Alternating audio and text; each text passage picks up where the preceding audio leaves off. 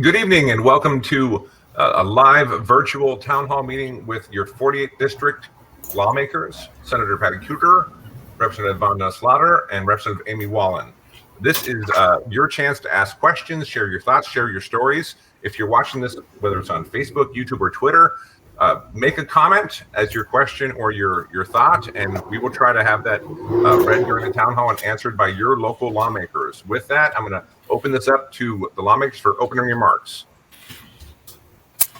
Well, good evening, everyone. I'm Senator Patty Kuderer. It is an honor to represent the 48th Legislative District, and it's an honor to serve with Representatives Slatter and Walen. I have to tell you, a couple of powerhouses over there, and really admire the work that they've done. This was an extraordinary session. And as chair of housing and local government, I can tell you that my main focus was on the housing issue and helping families recover from the COVID recession. So we have a lot in store for you. I don't want to take up a lot of time except to tell you that in addition to being on the housing committee, chairing that, I'm vice chair of state government and election. I serve on law and justice and on the rules committee. And I really wish that we could be together in person, and hopefully next year at this time when we have our next town hall, we'll be able to do that. But in the meantime, just know that I have an open door policy, and I really enjoy when constituents reach out to me with questions or concerns. I'm here to help, and I look forward to the conversation tonight. Thank you. Hello, everyone. Thank you so much for joining. My name is Slatter. It's been an honor to be your representative since 2017. And this was my first year. I just want to say thank you to Senator Kuderer and to Representative Walen for being such great teammates and great seatmates in this amazing district. It is a district I totally love, diverse, dynamic, and growing. And this year was my first session as chair of the College and Workforce Development Committee, and we did a lot to try to improve affordability, accessibility, and continuity for students in the higher education system, and to bring tools that would help us recover from the pandemic and help them recover from the pandemic. I also serve on the Energy and Environment Committee, and excited to share some great climate justice bills and laws that were passed this year to move us forward on attacking climate change. I hope all of you were able to stay cool over the last few days, but it certainly highlighted for me how important that type of policy is. I also sit on the Transportation Committee, and although we passed a great budget to be able to deliver some really good multimodal maintenance and preservation types of funding and to continue projects that will relieve congestion, we still have more work to do, and I'm happy to speak with you about a possible potential package. I'm proud of the work we did as a caucus. I think that today is especially a really great day because it's the very big step toward recovery from COVID. All took a toll on all of our families, our educators, our frontline workers, our businesses, and everyone in our society for the past year. And everyone, this district in particular, and our communities in Washington State were so resilient and so awesome to be able to stay the course, so that today we could actually open and remove some restrictions and bring us a lot closer to emerging from this pandemic. And so I'm just really excited to share to hear what you have to say and to share our thoughts with you and to share the work that we've done to try to create a more inclusive, recovering, and growing Washington. Thank you. Good evening, everyone. My name's Amy Walen, and it's also my privilege to represent you in the 48th District. I'm incredibly proud of our district. We are diverse, we are entrepreneurial, we are creative, and we care about each other. And that's what's gotten us through COVID. And there's still many challenges that remain, but I'm proud of this community, and I'm very honored to be your representative. I'm actually in Olympia today. I made a little scheduling mistake, so pardon the noise in the background. I'm in Olympia, and just very glad to be here and really interested in what you have to say tonight. It's our turn to listen, and we're excited to hear what you have to say. Very, very proud to serve with the two amazing women that spoke just before me. and excited to go to work for you. Thank you. Thank you so much for those comments. And thank you to everyone who's listening or has posted a question for this virtual town hall for your 48th district lawmakers. The first question is from Samantha, and she asks, remote testimony allowed so many more people to participate in this legislative session. What do we need to do in order to keep this option moving forward? Samantha, great question. And, you know, it was one of the silver linings of a remote session that we found is that way more people from all over the state could participate in our committee hearings. And I think that's a win-win. Both it's a win for the public because they have an opportunity, a real opportunity for their voices to be heard. But secondly, it's a win for legislators because we get more diverse information before us, and that helps us make better decisions as we enact policy that affects everyone in our state. So what we're doing, we actually have a lot of us that are already in favor of keeping at least a hybrid version. Once we are back in Olympia in person, we want to be able to keep the remote testimony as an option and to keep it as a consistent option for every committee meeting. And I know the House didn't have remote testimony before this last year, and I'm hoping that they will also do a hybrid version as well to allow those folks who can't be with us in person in Olympia to remote in. So know that that is on our radar already. We know we're going to be making some changes because of what we saw during COVID and the remote legislative session. And that is definitely a top priority for us. Thank you so much for that question, Samantha, and for that answer, Senator. We have a question from Linda who asks about broadband. She says the common conception is that cities have coverage that needs to be expanded into rural areas. The issue here in the 48th is that on the same street, some buildings have fiber and others don't. There is no regional plan to ensure fiber optic cable broadband for every building on every street. How can we fix this? Thank you for the question, Linda. I completely agree. I think we saw during this pandemic that broadband has become an essential utility, very much like transportation or sanitation or electricity. And it's true, when we thought about broadband, we were looking more at kind of who doesn't have it at all. And since it's so incredibly important for, school, for work, and we needed to make sure that that was expanded. And that's always been a national strategy as well as a state level strategy. But your point is well taken. There are definitely pockets and definitely times when my broadband didn't work and I'm living in the 48th district, and we would expect that would be something we would have some continuity about.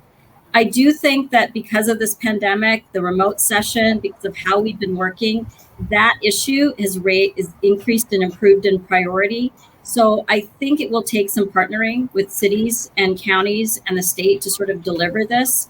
And it should be on our agenda going forward. We do have a broadband office, and we had a couple of different bills that were passed this year that are, I believe, really great wins for broadband overall that had always taken a number of years and had not actually passed.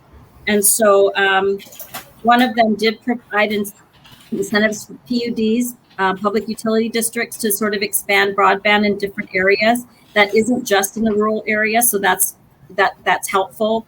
I think we did have a bill looking at digital equity with students so they could get access to education by Representative Gregerson, which is a really wonderful bill to make sure that everyone had equal opportunity to at least get access to broadband, especially for schooling. And there's a bill, public broadband, that removes all state restrictions on public utilities that provide broadband direct access to consumers. So we do have some bills we can point to, but I really take to heart the recommendation, and I think we can work further on that. I don't know if Patty or Amy want to add any more. No, you covered it well, I think. Thank you so much. If you're live on this right now, whatever platform you're using, Twitter, YouTube, or Facebook, type a comment if you want to ask a question of your local lawmakers. The next question we have is from Jennifer, and she asks, as a small business owner, I appreciate the help to keep unemployment tax rates from skyrocketing this year. But what else are you doing to help businesses that were hit hard by the pandemic? I think I can take that one, Jennifer. I'm also a business owner, and I understand completely what you're talking about. We're expecting a quadrupling of unemployment tax rates, and we know that there was quite a bit of fraud that needs those funds that the Unemployment Security Trust Fund were defrauded of need to be replenished somehow. And I don't think it's right that just come out of the pocket of business owners, because that's not a failure just of businesses, but actually a failure of the executive branch to protect those funds for the future. So an incredible influx of funds from federal government, and I think we need to continue to advocate as business owners and explain to legislators how difficult it is to take on board a quadrupling of the tax rate. If you're paying $20,000 a month and go to $100,000 or $80,000 a month, that's significant, and our businesses need our support right now. So I would encourage you to continue to try to educate your legislators, and you definitely have some people in the 48th district to understand this problem, and you can expect us to continue to advocate for relief from those tax rates. Thank you so much for that question and that answer. If you're listening or watching, please type a question into the comment section to ask a question of your local lawmakers. The next question comes from Yoshiko, and she asks, after an impressive session addressing police accountability, what are your next priorities regarding policing? Thank you, Yoshiko. I agree with you. We had a very impressive session addressing police accountability. We passed a dozen or so bills related to that, both that will make the process more fair in terms of decertification of an officer that crosses the line, and banning certain tactics like chokeholds. But you're right, too. There is still more work to be done. In fact, I had a bill to address applicants coming into law enforcement. There had been a study done about a decade ago by the FBI that showed that we have an issue in law enforcement with a large number of white supremacists going into law enforcement.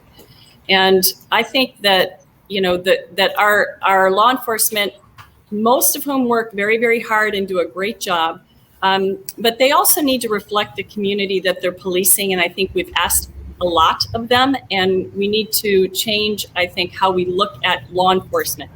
So one of the things that my bill does is it raises the age of a law enforcement officer from 20 and a half right now to 23.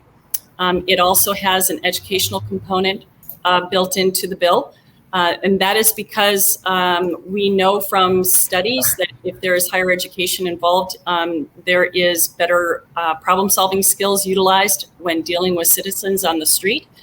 And it also encourages people from certain backgrounds to come into law enforcement. Those who have maybe worked in a domestic violence shelter, those who have worked in a homeless shelter, those who have worked in a mental health clinic. These are situations that law enforcement typically runs into, and someone who has worked in that area will have additional skills to help navigate those situations better, I think. It's a complicated bill, I think, along with asking more in terms of education and higher age. I think we need to be looking at the salary that we pay our law enforcement officers, because quite frankly, a lot of them leave because of low salary. That is a problem, and it's something that I think we have to look seriously at. So we're not done with it yet in terms of looking at policing and ensuring that our law enforcement officers reflect our community and are there to help and serve as we intend them to do. So thank you again for the question. Appreciate it. And I hope you support the bill.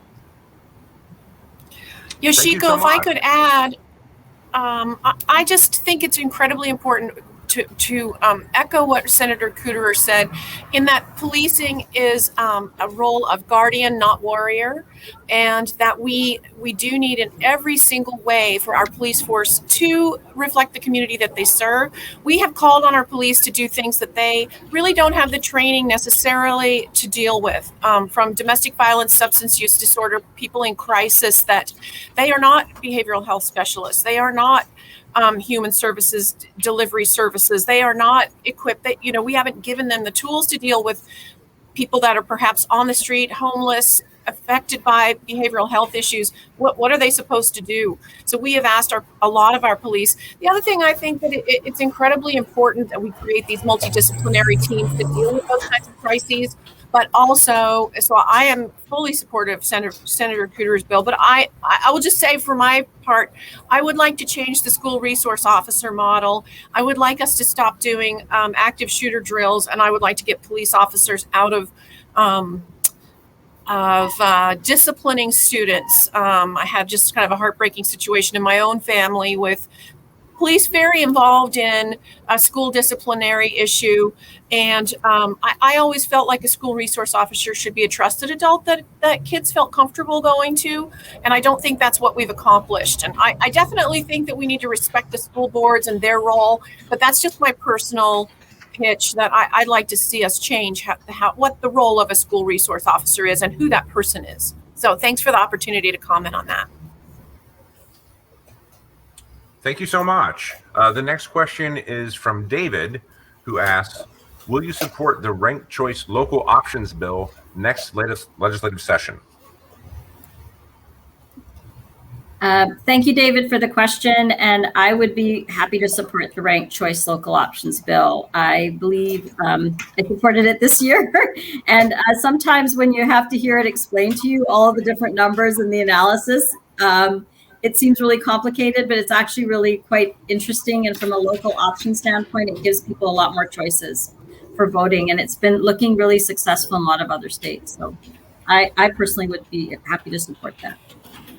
And I'll just jump in real quick. I am vice chair of state government and elections. So we've heard ranked choice voting bills in the past, and they really are gaining more momentum as we look for ways of expanding the two-party system and giving other individuals a real opportunity at getting elected into office. I think our legislature, just like our law enforcement, needs to be representative of our communities.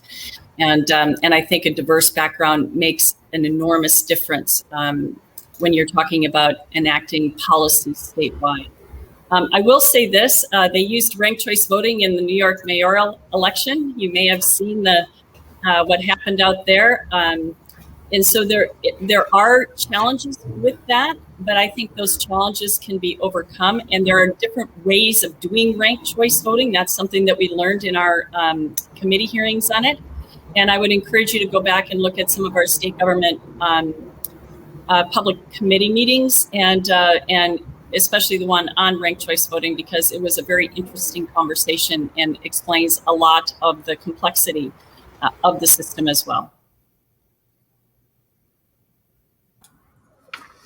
Thank you. The next question is from Jonathan about transportation, and he asks, when will you take care of the existing infrastructure shortfall?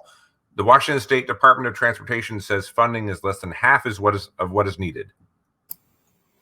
Yeah, thank you, Jonathan, for that question. Sitting on the transportation committee, we definitely heard that, and being on the budget team that looked at putting forward a package this year, a transportation package. And in order to do that, a small team on the transportation committee, we had about 90 listening sessions around the state to hear from people and different counties and cities and different parts of our transportation system. What is most important? What is most meaningful to you? And we definitely heard that infrastructure was a key issue, that maintenance and preservation was a priority. We heard that multimodal options are a priority, that carbon was a priority, that just social justice, accessibility to transportation was also a priority. And we did pass a bill this year that helped to address some of the current ongoing construction needs, but it definitely it definitely did not cover the entire needs. In fact, we would need probably a double budget in order to actually adequately fulfill maintenance and preservation. However, I can say that currently the House and the Senate are working on potentially putting forward another package and to try to address these maintenance and preservation needs. We haven't given up just yet to be able to build that in. The current budget was around $11.8 billion that we passed this session. Normally it's around 10. We got about $1 billion from the federal government, about 600 or so that went to culverts because we have a Supreme Court ruling that says that we need to to remove culverts so that salmon can retain their habitat. And also $400 million to backfill COVID-related drop in toll revenue, which is a really important place where we actually continue to maintain infrastructure of our roadways. So the rest of the dollars were to be able to at least maintain the current transportation system. So we'll need your support and your feedback on this, because as we move forward on putting a package, we'll need to deal with that. I would like to say that transportation is 45% of greenhouse gas emissions in our state. So we just passed the Climate Commitment Act, which is a cap and trade bill, and we'll probably talk about that maybe in the next few questions here. But basically, it will deliver $5 billion or so over the next 10 or so years, maybe a little less, to transportation. And I think what that does is it frees up some dollars for other more standard transportation investments, because we can use carbon dollars for transit and other sort of multimodal and carbon reducing types of investments. Thank you. We have an online question from Andrew, who asks, what's on deck for gun safety legislation next session? Well, I can start. I'm sure we'll have others who want to pop in here, but we had just one bill that passed. It was mine on open carry at the state capitol and also at protests. And gun legislation is notoriously difficult to get through the legislature, and that's for a whole host of reasons. But for next year, I can tell you that there will be more gun safety measures coming back. Senator Leas has prime sponsored the ban of high capacity magazines, and I know that he is bringing that bill back. I have a bill to ban automatic weapons, and that bill is coming back. And over the course of working on the open carry ban bill, I had a lot of cities contact me and ask if they could be included in the bill. It was the way that the bill was drafted, it was difficult to do, and we really ran out of time to do it. So I've committed to working with them on dealing with the very broad ban that we have at the state level of cities having any kind of gun safety measures. So I am going to be working on that with the cities and hopefully expanding their ability to ban weapons at city-owned buildings and property, as well as at protests within their cities if they want stronger requirements on that. And I think Representative Walen may have some comments too. I do. I'm going to be supporting all of those efforts. And I have a simple bill that has been run before. It is incredibly difficult to get these things done, but I'm actually going to try to work with Republicans and work with the National Rifle Association with what I think is a really simple idea. It is just that lost and stolen firearms must be reported within a certain amount of time. I think it's just a common sense thing that if you have a very dangerous object and it's lost or stolen, that you report that, and then that would go into a registry, and we would have a database of lost and stolen firearms. And I think I think any responsible gun owner would think that that is a good thing to do. And but there will be a whole suite of legislation, and I'm definitely working with the Alliance for Gun Responsibility, Moms Demand Action, Grandmothers Against Gun Violence, to do what we can, because there's an enormous appetite for us to do something. So thank you, Senator Kuderer, for your leadership on this issue, and we'll be partnering up again on this, I think. I just follow your lead because I'm just surrounded by such amazing leaders in this space. So very supportive of all this work. Thank you. The next question is about rent and evictions. It's from Lynn, who asks, free rent is a program that is not taxpayer funded.